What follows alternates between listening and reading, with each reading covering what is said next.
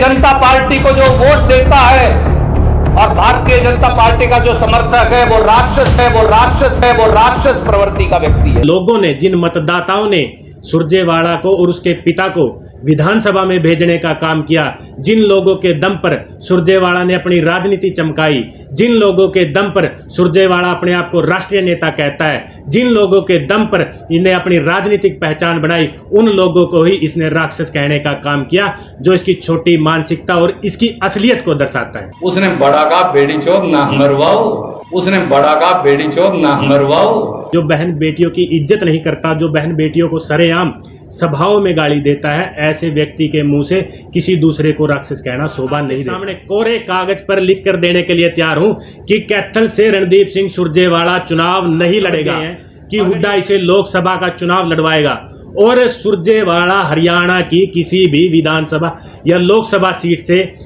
चुनाव नहीं जीत सकता।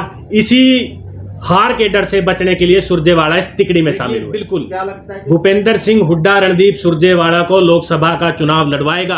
देखिए, जो रणदीप सिंह सुरजेवाला के द्वारा जो ये बयान दिया गया है, ये बड़ा निंदनीय है और ये उनकी छोटी सोच और छोटी मानसिकता को दर्शाता है।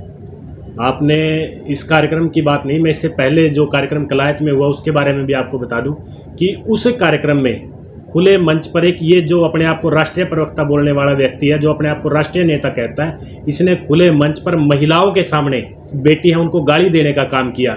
और जो बहन बेटियां सबकी साझी होती है, लेकिन इस राष्ट्रीय प्रवक्ता ने खुले मंच पर महिलाओं के सामने बेटी को गाली देने का काम किया। और ऐसा व्यक्ति के मुंह से, जो बहन बेटियों की इज्जत नहीं करता, जो बहन बेटियों को सरेआम सभाओं में गाली देता है, ऐसे व्यक्ति के मुंह से किसी दूसरे को राक्षस कहना शोभा नहीं देता। और अगर आप बात करो इस बयान की, इस कार्यक्रम की, तो मैं आपको बता दूं कि ये कार्यक्रम जो हुआ था ये 13 तारीख को हुआ था। और इस कार्यक्रम में सुरजेवाला ने कुमारी शैलजा और जो किरण चौधरी हैं उनका नाम लेकर लोगों को बुलाया था।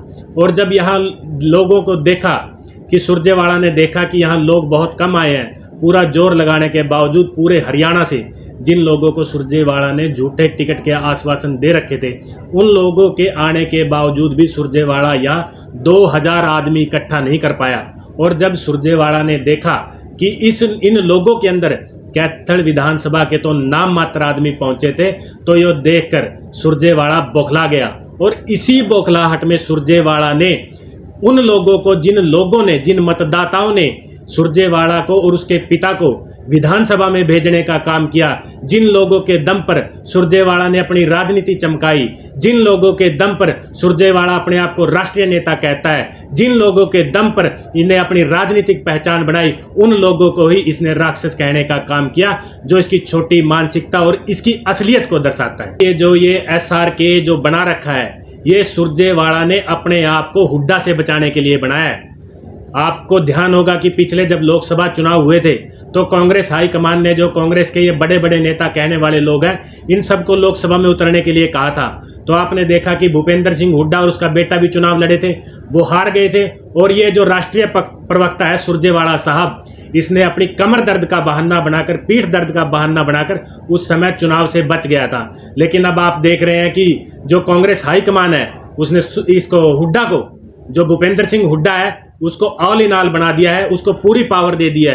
अब सुरजेवाला साहब समझ गए हैं कि हुड्डा इसे लोकसभा का चुनाव लड़वाएगा और सुरजेवाला हरियाणा की किसी भी विधानसभा या लोकसभा सीट से चुनाव नहीं जीत सकता। इसी हार के डर से बचने के लिए सुरजेवाला इस तिकड़ी में शामिल हुए। भूपेंद्र सिंह हुड्डा रणदीप सुरजेवाला को लोकसभा का चुनाव लड़वाएगा और किसी भी सीट से, हरियाणा की किसी भी लोकसभा सीट से सुरजेवाला लोकसभा का चुनाव नहीं जीत सकता। और मैं एक बात आपके सामने कोरे कागज पर लिख कर देने के लिए तैयार हूं कि कैथल से रणदीप सिंह सुरजेवाला चुनाव नहीं लड़ेगा। अगर ये लड़ेगा, ये बुरी तरह हारेगा। और ये बात ये जानता है, ये पहचान चुका है कि लोग अब इसके बहकावे में नहीं आने वाले।